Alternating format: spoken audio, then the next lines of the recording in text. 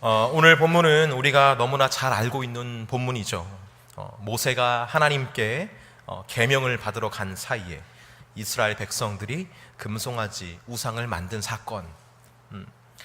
우리가 예전부터 많이 살펴본 본문이지만 저는 오늘 이 본문을 여러분과 나누기에 앞서서 이스라엘을 향하신, 이 이스라엘 백성들을 향하신 하나님의 꿈과 그 열정을 먼저 좀 살펴보는 시간을 좀 가지려고 합니다.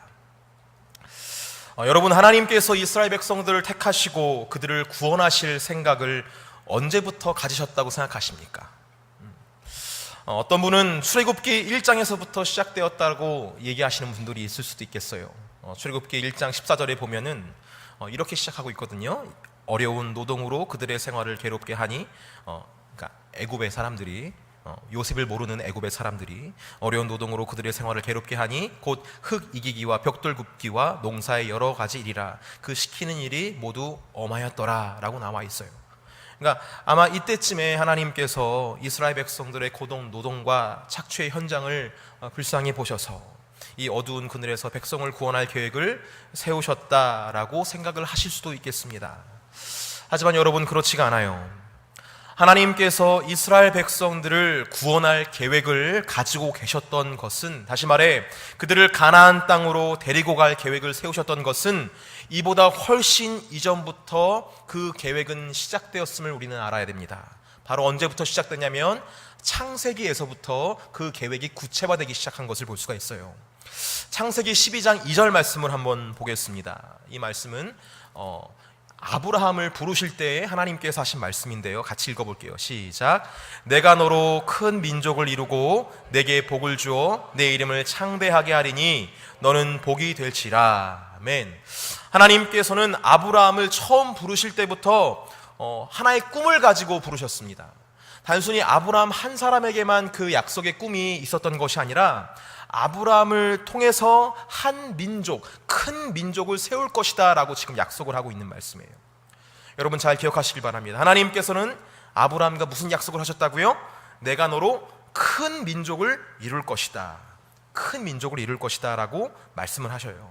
뿐만 아닙니다. 하나님께서는 아브라함에게 자손들만 약속한 것이 아니라 다른 약속도 하신 것을 볼 수가 있어요. 창세기 13장 14절에서 15절까지의 말씀 우리 같이 읽겠습니다. 시작. 롯이 아브람을 떠난 후에 여호와께서 아브람에게 이르시되 너는 눈을 들어 너 있는 곳에서 북쪽과 남쪽 그리고 동쪽과 서쪽을 바라보라. 보이는 땅을 내가 너와 네 자손에게 주리니 영원히 이루리라. 아멘. 하나님께서는 아브라함에게 땅에 대한 약속을 지금 하시는 것을 볼 수가 있습니다. 처음에는 큰 민족을 약속하셨고 그 다음에는 땅을 약속하셨어요. 이렇게 하나님께서는 아브라함에게 큰 민족과 땅을 약속하신 것을 볼 수가 있습니다. 그러니까 단순히 이삭을 주시겠다라고 말한 게 이 정도가 아니라 큰 민족을 너의 자손들을 통해서 이루겠다라고 약속을 하셨어요. 이삭은 그 약속의 그림자일 뿐입니다. 불가능한 상황 속에서, 그러니까 너가 나이가 많고 너의 아내가 나이가 많은 그런 불가능한 상황 속에서도 내가 이삭을 주었던 것처럼 그런 불가능한 상황 속에서 너로 말미암아 내가 큰 민족을 이룰 것이다, 이런 의미를 담고 있었던 거예요. 그리고 너희 자손들이 살만한 땅도 내가 주겠다, 이렇게 약속을 하세요. 여러분, 자손만 많으면 뭐합니까? 그들이 생육하고 번성하면서 젖과 꿀이 흐르는 풍족한 땅이 있어야 되지 않겠어요? 그래서 하나님께서는 땅마저 선물하시겠다고 약속하신 것입니다. 자, 그렇다면 이 약속이 언제 이루어졌다는 말입니까? 바로 출애굽기에서 이루어졌다라는 거예요. 우리 출애굽기 1장 6절에서 9절 말씀 같이 읽어보겠습니다. 같이 읽겠습니다. 시작. 요셉과 그의 모든 형제와 그 시대의 사람은 다 죽었고 이스라엘 자손은 생육하고 불어나 번성하고 매우 강하여 온 땅에 가득하게 되었더라. 요셉을 알지 못하는 새 왕이 일어나 애굽을 다스리더니 그가 그 백성에게 이르되 이 백성 이스라엘 자손이 우리보다 많고 강하도다. 자, 이스라엘 자손은 생육하고 불어나서 번성하고 매우 강하게 되었다. 그래서 애굽 사람들에게 위협이 되었다라는 본문이에요. 고난의 시작인 본문이죠. 그냥 우린 단순히 출애굽기를 딱 읽으면서 고난이 시작되었구나 이렇게 생각하는데, 여러분, 이것은 다른 것을 이야기하고 있는 부분입니다. 다시 말해서 그들이 생육하고 불어나고 번성했던 이유가 무엇입니까? 단순히 그 혈통이 좋았기 때문에 그런 것일까요? 이스라엘 백성들이 막 골육이 막 좋아가지고 막 아이를 막 풍성풍성 막 나고 막 그 아이가 막 자라면서 막 강성해지고 어떤 그런 유전자적인 어떤 이유 때문에 그런 것이 아니라는 거예요. 이것은 하나님께서 아브라함과 하신 약속을 기억하셨기 때문이라는 것입니다. 그게 숨겨져 있는 거예요. 하나님께서 아브라함과 하셨던 그 큰 민족을 이루겠다는 그 약속을 여기까지 기억하셔서 그들에게 복을 주시고 생육하고 번성할 수 있는 능력을 허락하셨다라는 것을 성경이 지금 이야기를 하고 있는 것입니다. 이렇게 하나님께서는 아브라함, 이삭, 야곱 그리고 요셉이 죽었어도 그들과 하신 약속을 잊지 않으시고 신실하게 그 약속을 이어가고 있으셨음을, 성취하고 있었음을 성경이 지금 창세기로부터 시작해서 출애굽기까지 쭉 이어가고 있는 거예요. 그럼 남은 약속이 무엇입니까? 민족을 이루었으니까 그 다음 뭐예요? 땅. 여러분 기억하시죠? 제가 말했는데 땅에 대한 약속, 웃으시지도 않고 이게 무슨 일인지 모르겠어요? 하나님께서 무슨 약속, 민족과 땅을 약속하셨는데 민족은 지금 이루셨잖아요. 그럼 뭘 약속해야 됩니까? 땅을, 그래서 땅을 이루시는 거예요. 그래서 이스라엘 백성들을 어디로 인도하십니까?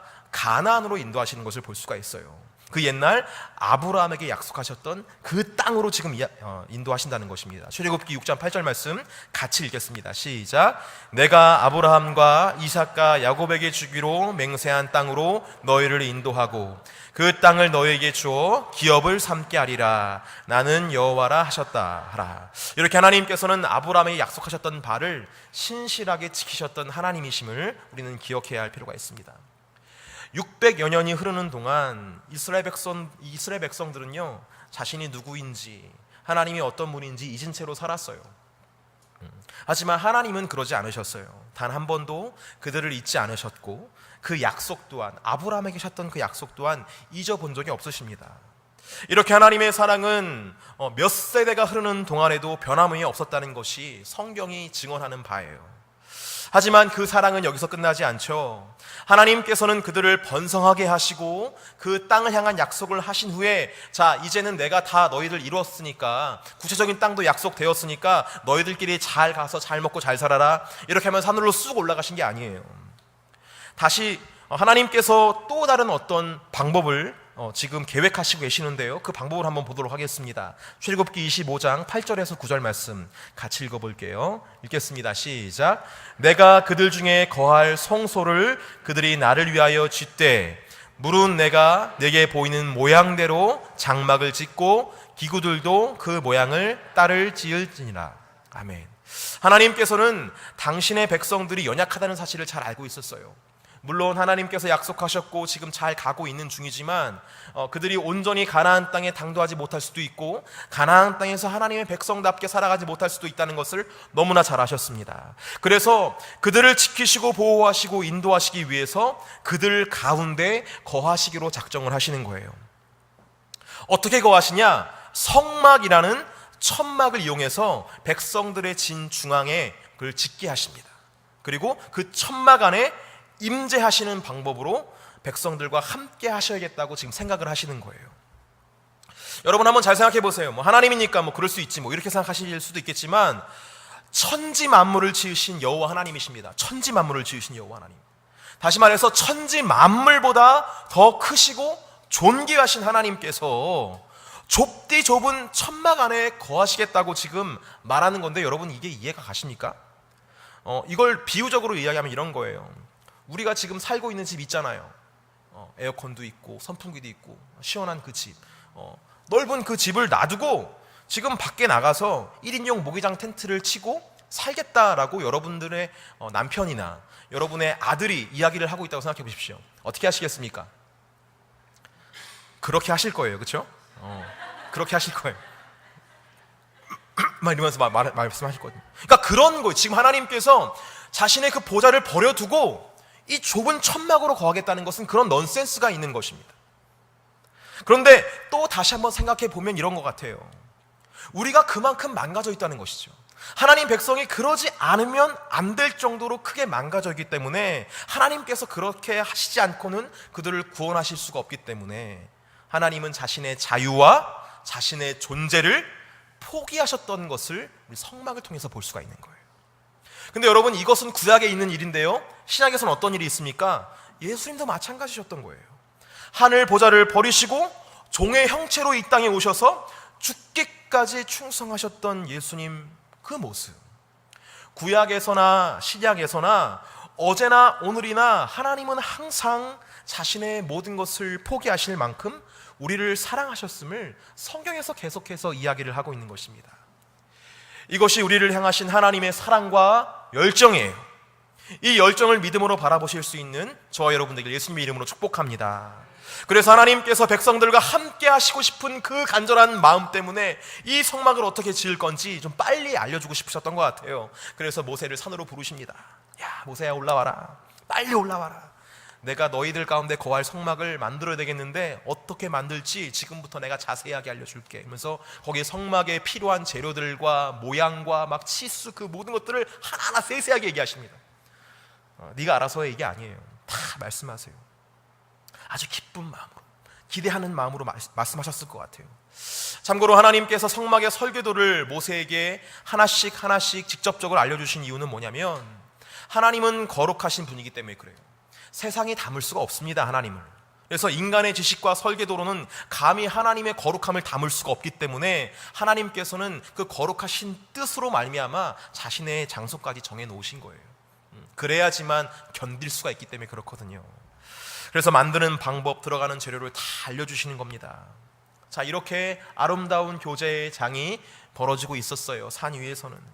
그런데 이때 일이 터진 겁니다. 하나님께서 백성들과 함께 하시기 위한 성막의 설계도를 모세에게 알려주는 동안에 백성들이 그 잠깐의 사이를 참지 못하고 무엇을 만들었냐면, 오늘 우리가 읽은 금송아지를 만든 거예요.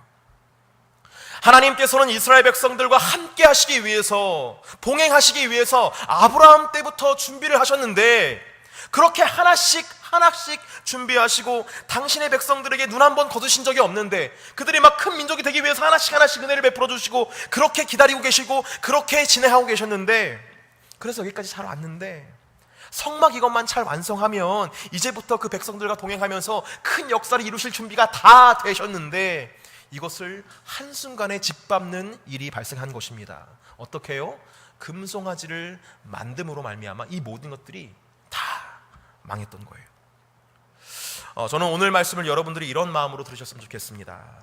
아까 말씀드린 것처럼 하나님은 구약에서나 신약에서나 언제나 어제나 오늘이나 동일하게 우리를 사랑하시는 하나님이십니다. 우리를 향한 계획이 있으시고 그 계획을 신실하고 아주 정직하게 성취하고 계시면서 우리를 죽기까지 사랑하시는 방법으로 여전히 지금 일을 하고 계시는 줄 여러분 기억하시길 바랍니다. 그때나 지금이나 변함이 없어요. 하지만 우리 편에서 그것을 망칠 수 있다는 거예요. 하나님께서 이 금송아지 사건을 얼마나 싫어하셨는지 모세에게 이렇게 말씀하십니다. 출애굽기 32장 10절 말씀 같이 한번 읽어볼게요. 읽겠습니다. 시작. 그런즉 내가 하는 대로 두라. 내가 그들에게 진노하여 그들을 진멸하고 너를 큰 나라가 되게 하리라. 하나님께서 진멸하시겠다고 말합니다. 언색적으로 말하면 다 죽여버리겠다 이렇게 말씀하시는 거예요. 그런데 이렇게 말하면 하도 그런 말을 여러분 많이 들어봤으니까 징벌 한번 하시나 보다 이렇게 생각할 텐데요, 여러분 그 정도가 아니에요. 이게 지금 굉장히 심각한 말입니다. 그 다음으로 말씀하는 것이 정말 무서워요. 모세에게 이렇게 말하죠. 그들을 진멸하고 너를 큰 나라가 되게 하리라 이렇게 말씀하세요. 너를 큰 나라가 되게 하리라. 이 말은요, 모세를 통해서 큰 나라를 새로 세우시겠다라고 말씀하시는 거예요. 다시 말해서 아브라함 때서부터 시작한 모든 계획은 전면 수정이다. 없는 것으로 하겠다. 너 모세를 통해서 다시 내가 역사를 쓰겠다. 이스라엘이라는 이름을 지워버리겠다라는 무서운 선포십니다. 여러분 기억하셔야 돼요. 하나님은 취하실 수도 있는 분이시지만 버릴 수도 있는 분이십니다. 그만큼 금송아지를 만드는 것이 엄청난 죄였다라는 것을 성경이 지금 이야기하고 있다는 거예요. 여러분 금송아지 만들어야 되겠습니까? 만들지 말아야 되겠습니까? 만들지 말아. 너무나 제가 유치부 돼야 되지 건가요? 만들지 말아야겠죠. 그래서 오늘은 이 금송아지가 인생의 어느 시기에 왜 만들어졌는지를 좀 살펴보고 어떤 과정으로 만들어졌는지 좀 살펴보려고 합니다. 그래서 우리가 인생의 시기를 잘 분별해서 이런 때에 내가 금송아지를 만들 수도 있겠구나, 조심해야 되겠다, 이런 대비하는 마음으로 말씀을 좀 들으셨으면 좋겠어요. 오늘 말씀 이렇게 시작하고 있습니다. 백성이 모세가 산에서 내려옴이 더딤을 보고 라고 시작하고 있어요. 다시 말해, 모세가 산에서 내려옴이 더디다라고 느꼈을 때 이대로는 안 되겠다라고 생각해서 이스라엘 백성들이 금송아지를 만들려고 모이게 되었다라고 지금 성경이 이야기하고 있다는 것이죠. 여러분, 금송아지를 만드는 시기가 언제냐면 모세의 내려옴이 더딜 때, 즉 하나님의 응답이 더디다고 느껴질 때, 그때가 바로 금송아지를 만들 준비를 하는 시기다라고 성경은 이야기하고 있다는 거예요. 그리고 성경에 보니까 그렇게 생각하는 백성들이 삼삼오오 모여서 아론에게 찾아갔다고 얘기합니다. 그러니까 이런 생각이 계속해서 모아지게 되면 그때부터 잘못된 선택을 할 준비가 진행되고 있음을 우리는 성경을 통해 보게 된다는 거예요. 여러분, 모세가 산에서 내려옴이 더딜 수도 있고 또 빠를 수도 있습니다. 하나님의 응답이 더딜 수도 있고 빠를 수도 있어요. 예수님의 재림의 때가 더딜 수도 있고 빠를 수도 있습니다. 왜 이런 일이 발생하냐면 모든 때는 하나님께서 정하시는 것이기 때문에 그래요. 예수님께서 가나안 혼인잔치에 가셨을 때 문제가 발생했죠. 포도주가 떨어진 문제였습니다. 그래서 예수님의 어머니인 마리아가 예수님에게 이야기를 합니다. 포도주가 떨어졌다. 아드니가 편하게 얘기한 거예요. 포도주가 떨어졌다. 그랬더니 예수님께서 말씀하시죠. 여자요, 그것이 나와 무슨 상관입니까? 아직 내 때가 이르지 않았나이다. 내 때가 되지 않았습니다. 움직이지 않으세요. 문제가 발생한 것은 발생한 것이지만 하나님께서 움직이는 때는 하나님이 정하신다는 것을 단편적으로 이야기하시는 거예요. 우리는 이것을 헷갈려 할 때가 있습니다. 이렇게 말해요. 내 때를 하나님이 맞추셔야죠. 내가 필요한 때고 내가 자녀니까 하나님께서 나를 잡아주시고 나를 배려해 주셔야죠. 그래야 나의 아버지시고 나를 사랑하시는 게 증명되는 거 아닙니까? 이렇게 생각을 하는 거죠. 하지만 그렇지가 않아요. 여러분, 모세가 왜 더디게 내려왔을까요? 왜 더디게 내려왔을까요? 단순합니다. 하나님과의 말씀이 끝나지 않았기 때문에 더디게 내려온 거예요. 다시 말해, 성막의 설계도 및 백성들이 지켜야 할 규례들이 아직 다 전해지지 않았거든요. 다시 말해서 아직 준비가 덜 됐거든요. 그러니까 모세가 더디 내려온 것이지, 백성들을 일부러 골탕 먹이기 위해서 하나님께서 일부러 모세를 잡아두고 야, 좀만 기다려, 백성들이 지금 죄질 거야, 조금만 기다려봐, 이렇게 골탕 먹이시는 하나님이 아니셨어요. 하지만 우리는 하나님의 의도를 그렇게 이해하지 않습니다. 응답이 더디게 이루어지는 것이 준비가 덜 됐기 때문이라고 여기지 않고, 나를 사랑하시지 않기 때문에, 나를 이해하시지 않기 때문에, 하나님은 독선적이기 때문에 응답이 느린 것이다 라고 생각을 한다는 거예요. 우리 흔히 이런 말씀들을 많이 듣죠. 생각 많이 하지 마세요. 기도 많이 하세요. 이런 말 많이 듣잖아요. 그렇죠? 여러분, 이것을 기도를 강요하는 잔소리로 들으셔서는 안 됩니다. 생각을 많이 하면요, 그 생각이 모이게 돼요. 다시 말해, 오늘 모세가 더디 온다고 생각했던 사람들이 모여서 아론에게 갔던 것처럼 우리도 생각을 많이 하면 그 생각이 모이게 되고 그 생각이 커지게 됩니다. 하나님이 나를 사랑하시지 않네? 하나님이 날 잘 모르시네? 지금은 하나님이 가장 필요한 때인데 왜 이러시지? 안 계시나? 이런 부정적인 생각이 계속해서 생각을 하면 할수록 커지게 된다는 거예요. 그래서 생각을 하지 말고 기도를 함으로써 하나님 마음을 받아서 하나님의 때를 기다리자 라는 이유 때문에 기도하자고 말하는 것입니다.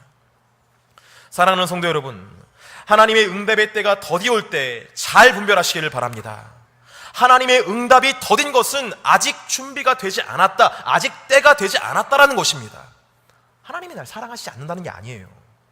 그래서 지속적으로 성도들에게 요구되는 것이 무엇입니까? 믿음의 인내라는 거예요.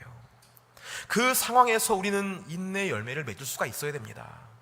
하나님이 계시고 그걸 믿음으로 인내하고, 하나님이 나를 사랑하시고 하나님이 완벽하게 준비하시고 계시다는 사실을 믿으면서 우리는 기다릴 수가 있어야 된다는 거예요.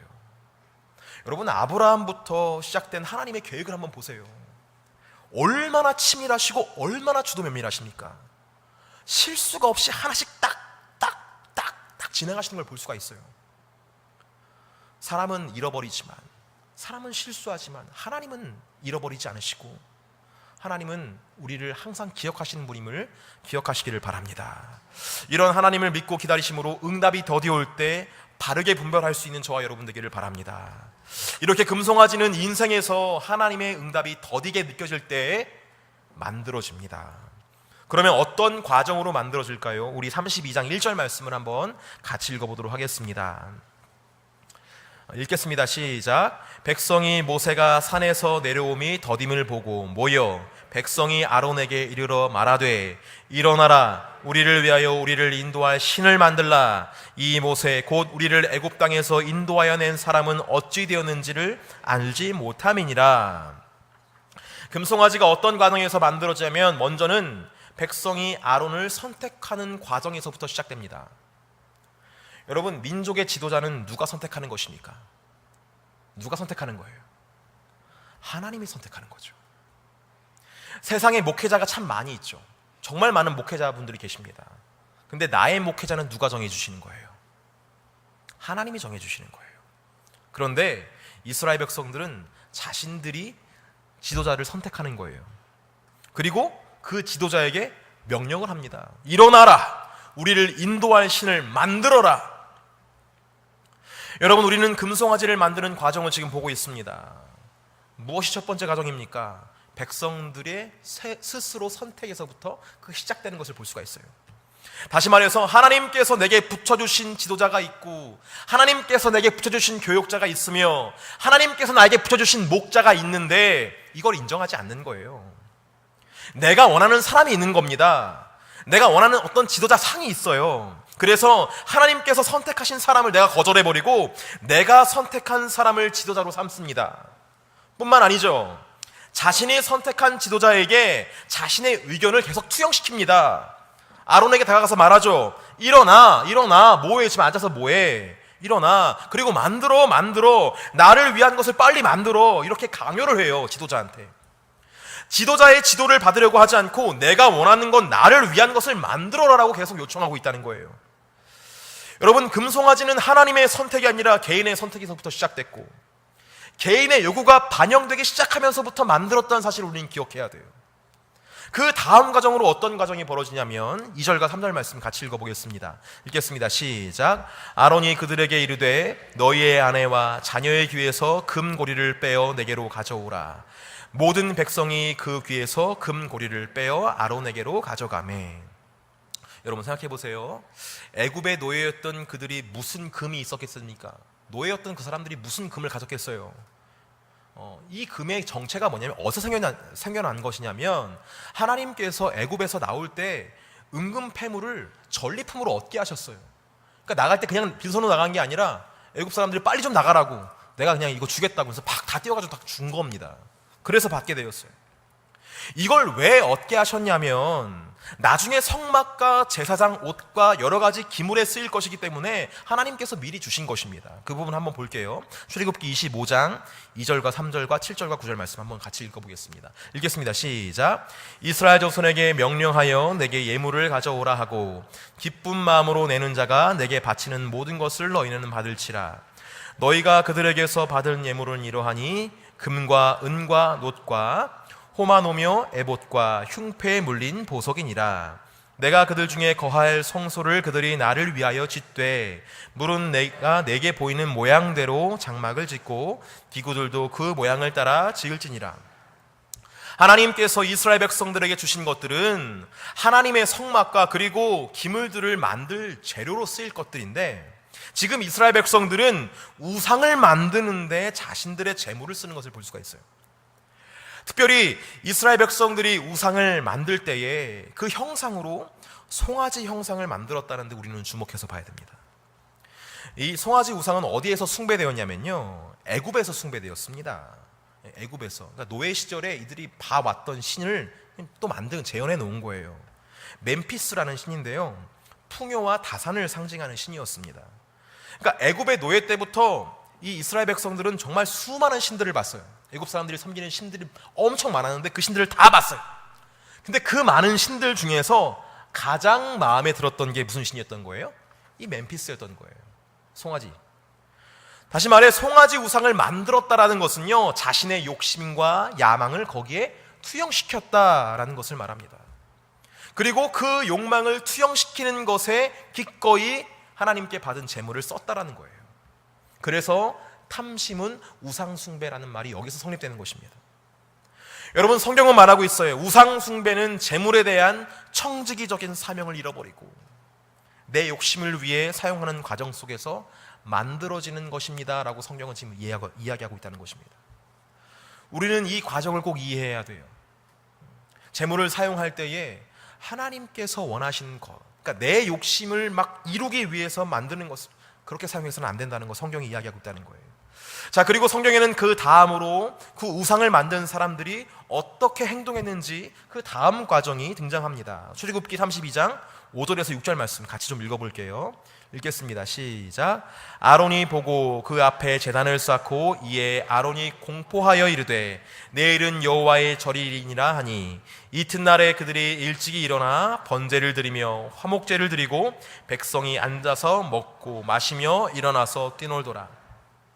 여러분, 이것이 얘기하는 게 뭐냐면 예배나 절기 그리고 예식은 하나님께서 정해주시는 방법으로 드리는 거예요. 근데 지금 아론은 이렇게 합니다. 내일이 여호와의 절기니라고 일방적으로 선포를 해버려요. 여호와를 예배하는 날이다. 내일이 주일이다. 월요일인데 주일이래. 내일 다 나와. 그래서 온종일 자기들만의 예배를 드리는 거예요. 자기들만의 예배. 백성이 앉아서 먹고 마시며 뛰노는, 다시 말해 쾌락을 추구하는, 자신들의 쾌락을 추구하는 그런 예배를 만들어요. 여러분, 예배는 누구를 위한 것입니까? 하나님을 위한 것이에요. 예배의 대상은 하나님, 우리 하나님을 예배하는 거예요. 그럼 하나님의 기쁨이 제일 중요한 겁니다. 근데 예배가 변질되는 거예요. 어떤 예배예요? 사람이 만족하는 예배를 드리는 거예요. 바로 지금 이 모습이에요. 하나님을 인정하지 않고 우상을 만드는 사람들은요, 예배 역시 인정하지 않습니다. 여러분, 우리가 살아가다 보면 이런 사람들을 만나게 돼요. 이렇게 꼭 말을 하더라고요. 이렇게 말합니다. 저에게 물어보는 사람들이 있었어요. 꼭 주일에 예배를 드려야 됩니까? 주일에? 꼭 교회라는 이 장소에 나와서 예배를 드려야 돼요? 꼭 저렇게 예배를 드려야 합니까? 하나님은 어디에나 계시다고 하는데 내가 그냥 교회 안 나오고 나 혼자 예배 드려도 되는 거 아니에요? 이렇게 말하는 분들이 종종 있어요. 여러분, 이것은 하나님 모르는 사람들이고 그들은 자신의 편의와 안위를 위해서 예배를 만들려고 하는 사람들이에요. 하나님께서 제정해 주신 것은 인정하지 않는 그런 교만한 모습입니다. 왜냐하면 그들 안에 하나님이 계시지 않기 때문에 그래요. 자신이 만든 신이 있기 때문에 자신 멋대로 그냥 하고 싶은 거예요. 여러분, 이런 과정들을 쭉 들어보면서 어떤 생각이 드십니까? 여러분, 금송아지 우상 숭배하는 거, 금송아지를 만드는 것은 어떤 특별한 사건이 아니에요. 불상을 만들고 그런 것들이 아닙니다.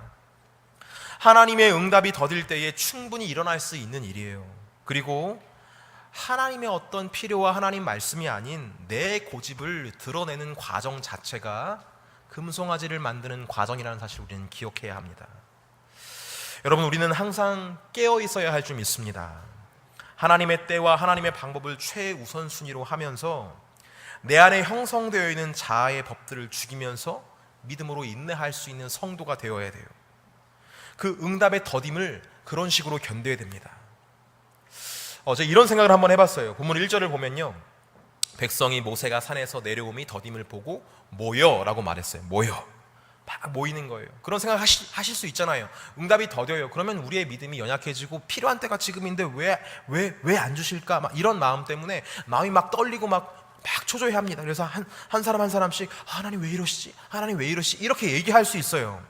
그런데 그렇게 막 모이고 있을 때 어떤 한 사람이 이렇게 얘기했으면 어땠을까라는 생각을 해보는 거예요. 이렇게 말하는 거죠. 잠깐만, 조금만 더 기다려보자. 지금 하나님께서 이렇게 하시는 이유가 있지 않을까? 우리를 여기까지 인도하신 하나님, 그 모세가 내려오지 않은 이유가 있지 않을까? 우리 조금만 기다려보자. 하나님께서 설마 우리를 버리시겠어? 참고 인내해보자. 이렇게 이야기할 수 있는 한 사람이 있었다면 어땠을까? 그런 사람이 좀 많았으면 어땠을까? 만약에 그렇다면 모아지다가 흩어지고 모여지다가 흩어지고 그렇게 하다가 결국에는 모세가 받은 두 돌판을 온전한 모습으로 받지 않았을까? 뭐 그런 아쉬운 상상을 해보는 거예요. 여러분, 우리가 그런 사람이 되었으면 좋겠습니다. 모세가 산에서 내려옴이 더뎌요. 기도의 응답이 더뎌요. 이럴 때 요동치는 연약한 지체가 만약에 우리 주변에 있다면 그럴 때 조금 더 기다리자고 이야기할 수 있는 저와 여러분 되기를 예수님의 이름으로 축복합니다.